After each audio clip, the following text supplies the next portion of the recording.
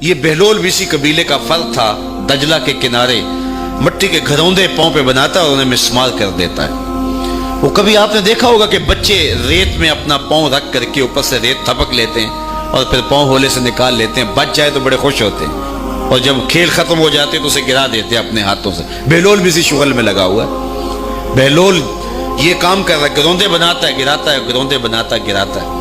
بادشاہ گزرا، پوچھا بہلول کیا کر رہے ہو؟ ہنس کے کہا جنت کے مکان بنا رہا ہوں۔ کہا بیچتے ہو؟ ہاں بیچتا ہوں۔ کتنے کا؟ 10 روپے کا، سیل لگائی ہوئی ہے۔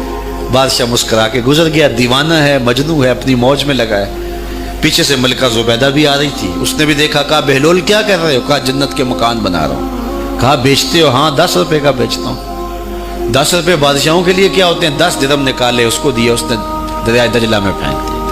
فقیر اتنی دیر تک فقیر نہیں بنتا، داتا صاحب فرماتے جب تک مٹی کا ڈھیلا اور سونے کی ڈلی اس کی نظر میں برابر نہیں ہو جاتا۔ اور ایک مکان کے گرد، ایک وہ گھروندے کے گرد دائرہ لگایا، کہا یہ تیرا ہوا۔ ملکہ گزر گئی، بادشاہ بھی چلا گیا۔ شام کو اپنے محل میں پہنچے، بادشاہ سویا، منظر جاگا کہ حشر کا دن ہے، پھر جنت کا منظر ہے، جنت میں بڑے بڑے خوبصورت مکان ہیں۔ ایک مکان تو بڑا ہی اچھا لگا، تو جی چاہا کہ اس مکان کو دیکھوں۔ تو جب قریب گیا تو دروازے پہ لکھا تھا ملکہ زبیدہ۔ شوق سے آگے بڑھا تو دربان نے روک دیا، کہا یہ ملکہ کا ہے؟ کہا وہ میری ہی ملکہ ہے۔ کہا دنیا کے ضابطے اور ہیں، آخرت کے ضابطے اور ہیں۔ بادشاہ کی آنکھ کھل گئی، بے چین ہو گیا، ملکہ کو بیدار کیا، کہا تو کون سا نیک عمل کیا ہے؟ میں نے جنت میں تیرا یوں مال دیکھا ہے۔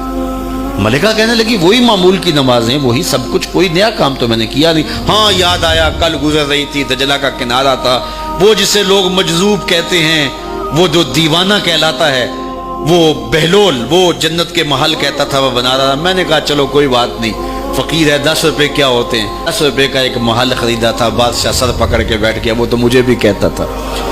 میں دیوانے کی بات سمجھ کے گزر گیا۔ اگلے دن بادشاہ قصدن گزرا۔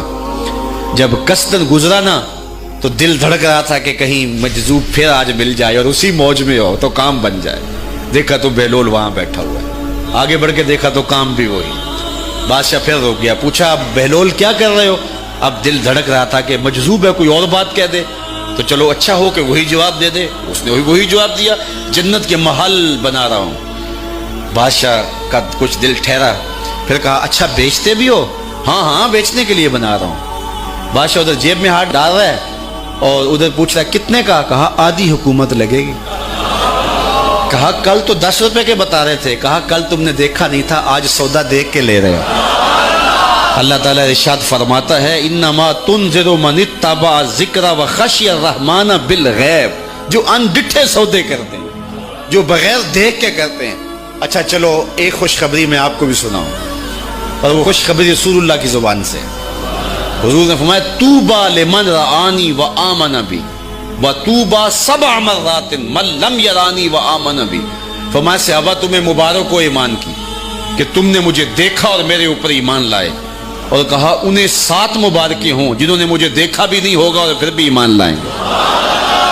انما تنذر من اتبع الذکر وخشی الرحمن بالغیب فبشرہ بمغفرۃ واجر کریم۔